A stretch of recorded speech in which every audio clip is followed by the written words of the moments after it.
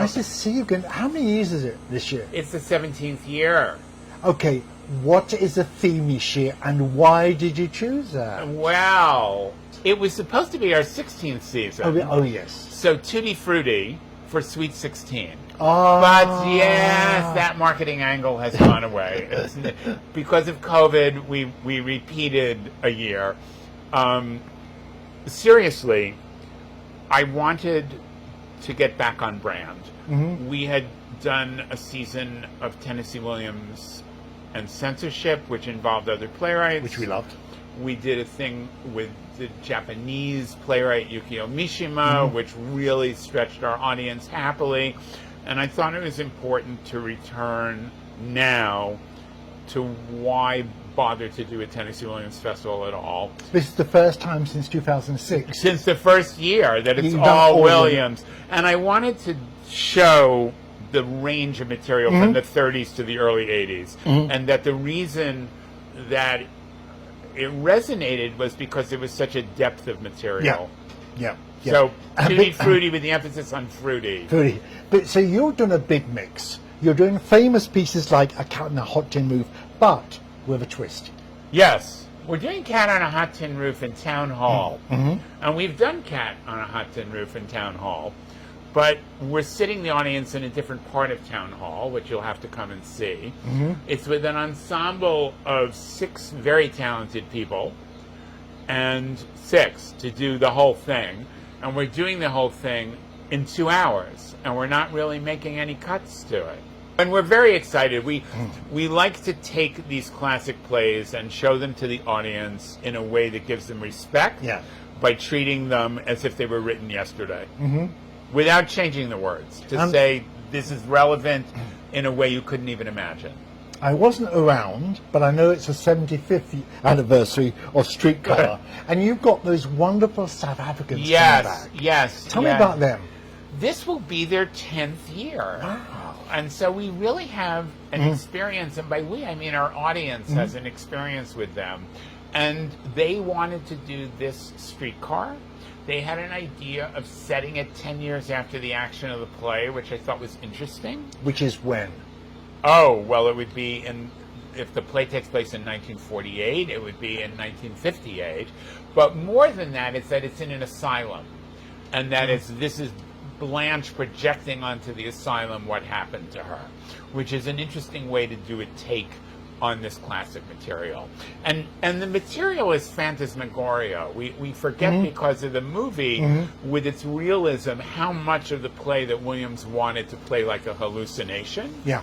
And this production will do that. Yeah. And I think it's nice to have something from South Africa now that they can get the visas, now that they can come here, now that the COVID protocols. We have something from Cyprus this year. But I love the South Africans, what they did that beautiful one too in the Japanese year. Yes. The Lady Owie. The Lady Owie blew me away. Oh, thank you. And I love the guys too. But you're not just doing the famous pieces. There's quite a few unknown pieces. We have some crazy stuff this year that's early and late. We have a piece that he wrote. Okay, so part of doing plays from the 1930s to the early 80s is that the audience will begin to notice repetition, to say, oh, this is an idea he had.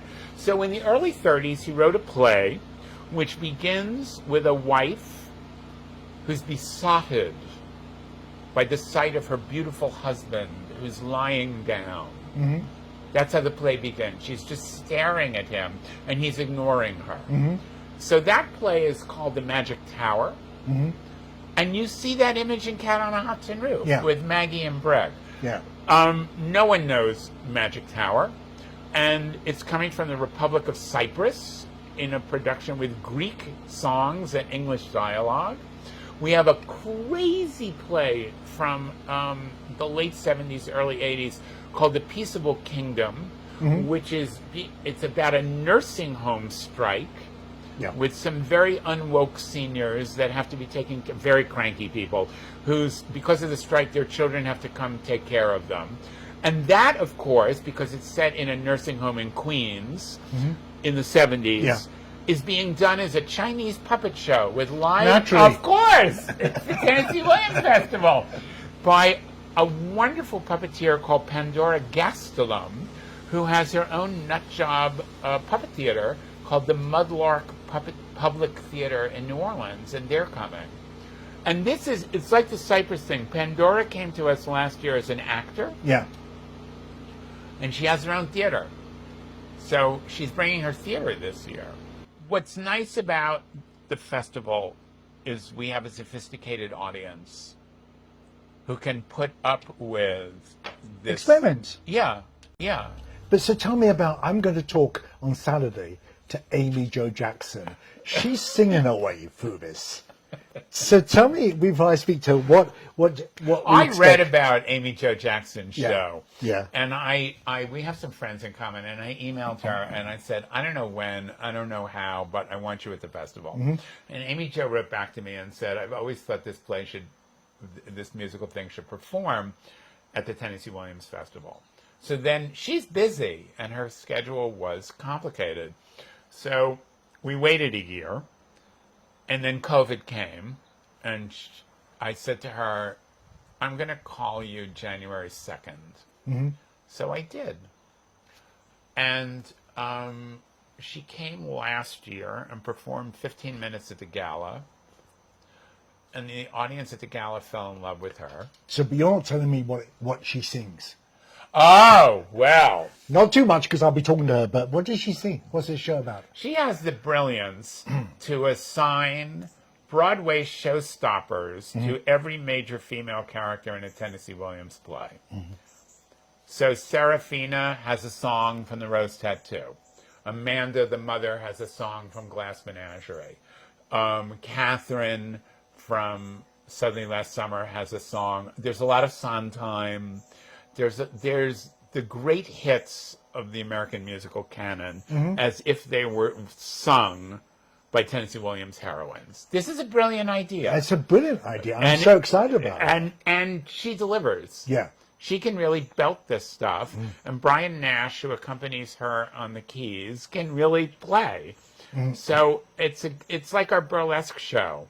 But you have got a burlesque as well. Yes, it's an overview, this burlesque show. It's called Bananas Burlesque.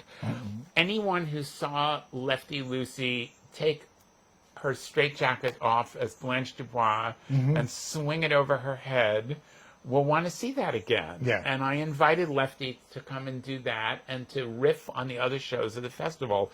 So she is. And again, our audience liked what they saw, so I'm able to program more of it. Yeah, it's a very fine balance. You really respect his work, but you make it fun and enjoyable. It's not, you take the seriousness out of some of it, which is important. Thank you. No, he has a bad reputation for being depressing, and he's not. He's life-affirming and funny, and he had a very wicked sense of humor, and I think that's appropriate right now. I'm trying to make people realize that it's not 5 plays. It's over 90 plays. And it's not gruesome. And it's not depressing. It's fun. Yeah. He would crack up laughing. If he was here today, he wouldn't be working. He'd be out there playing too much. Yes. Yes. Well, and he's famous for going to see productions of Streetcar Named Desire and cracking up laughing at parts where the audience is crying. And I think now he would be joined in that laughter by the audience. Yeah, yes. So it's hard to pick one to go and see. You have to look at the whole program. Yes. And I don't want you to put you on the spot to see it, but you have got from the serious to the not so serious in it. I would say pick one of the classics. Yeah. See either Streetcar or Cat on a Hot Tin Roof. Although Vieux Carré has its charms also. A disco ghost play where the audience dances and there's live music from New Orleans. I would say pick one of the classics. Pick one from Vieux Carré, Streetcar, Cat on a Hot Tin Roof, and pick one of the experiments. Okay, we're going to run the dates after this and also the different venues around town. And we're thankful this year we're not going to the forest. With the mosquitoes. Who knew about that? Everything is indoors this year. Yeah, so if you got bitten, like we all got bitten, I bumped into Penny Arcade, who I adore. Thank you for bringing her. And the first thing she said to me instead of hello, because we'd met before, What's with these fucking mosquitoes? Yeah. No, we're indoors this year. This is an opportunity for our audience to regroup. It's an opportunity for our international artists to regroup, and I think it's important right now that live performance happen. Yeah. Just happen. Yeah. Some of the venues are small, so book as soon as you can. Thanks. Correct. Thanks for talking to us.